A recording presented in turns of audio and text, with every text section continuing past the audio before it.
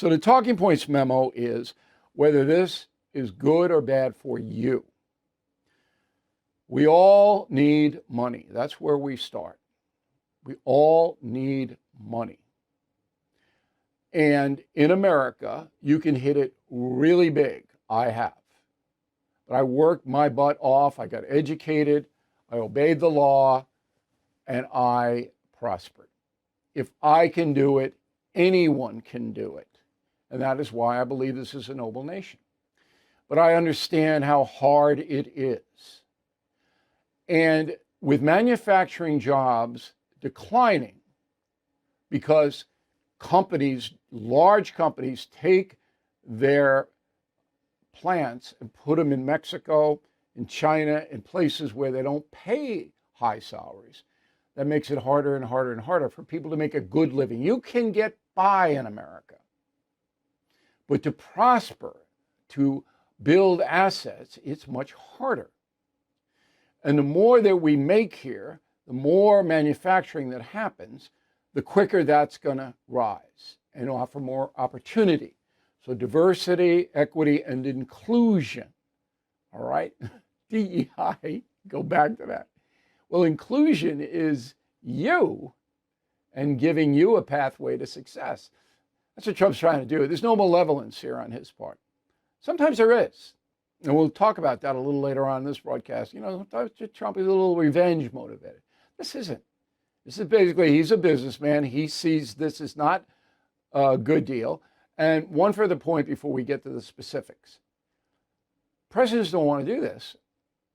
Okay, so not since World War II has any president. Eisenhower kind of thought about it, but he didn't do it. No one has taken on the unfair trade policies across the world. No one. Why? Because we were prospering. Even with the unfair trade, America is still the richest country on earth. Trump just wants to make it richer. He wants to give more opportunity to people to build assets, which is noble, I think. Okay, let's get specific on this. So the first thing that he does is come out and go, it's Liberation Day, and we're going to make America wealthy again. You know, the usual political rhetoric, and you've heard it a million times. But he then zeroes in on the bigger picture. Go. This is one of the most important days, in my opinion, in American history. It's our declaration of economic independence. For years, hardworking American citizens were forced to sit on the sidelines as other nations got rich and powerful, much of it at our expense.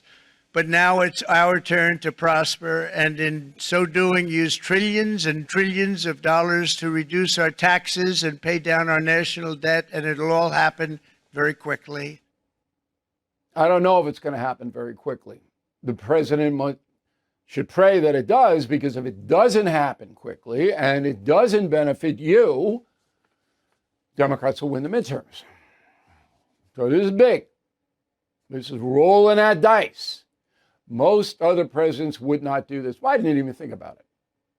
Second soundbite, specific on automobiles. Every American needs a car, unless you live in New York City where the mass, but you have to have transportation. Go. Toyota sells 1 million foreign-made automobiles into the United States, and General Motors sells almost none. Ford sells very little. None of our companies are allowed to go into other countries. And I say that friend and foe. And in many cases, the friend is worse than the foe in terms of trade. And there's no question that's true. South Korea, Japan, Germany, most of Europe block U.S.-made cars from being sold in those countries by imposing huge taxes, VAT taxes, and charging outright tariffs like Japan. Okay?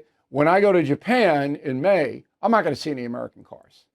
When I go to China, after I go to Japan, I'm going over to China. I'm not going to see any American cars. And then I'm going to South Korea, and I'm not going to see any American cars. There is a reason. They're too expensive. Those governments make American cars too expensive.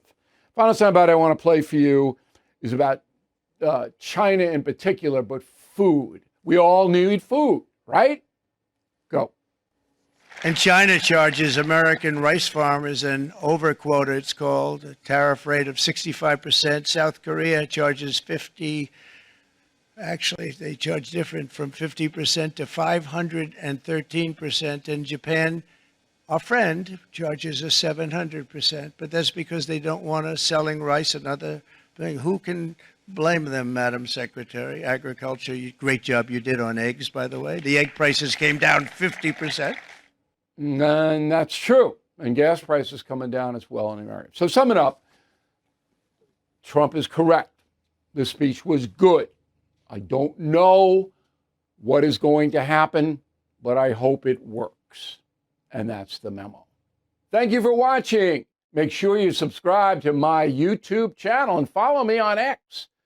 Look for @Bill O'Reilly.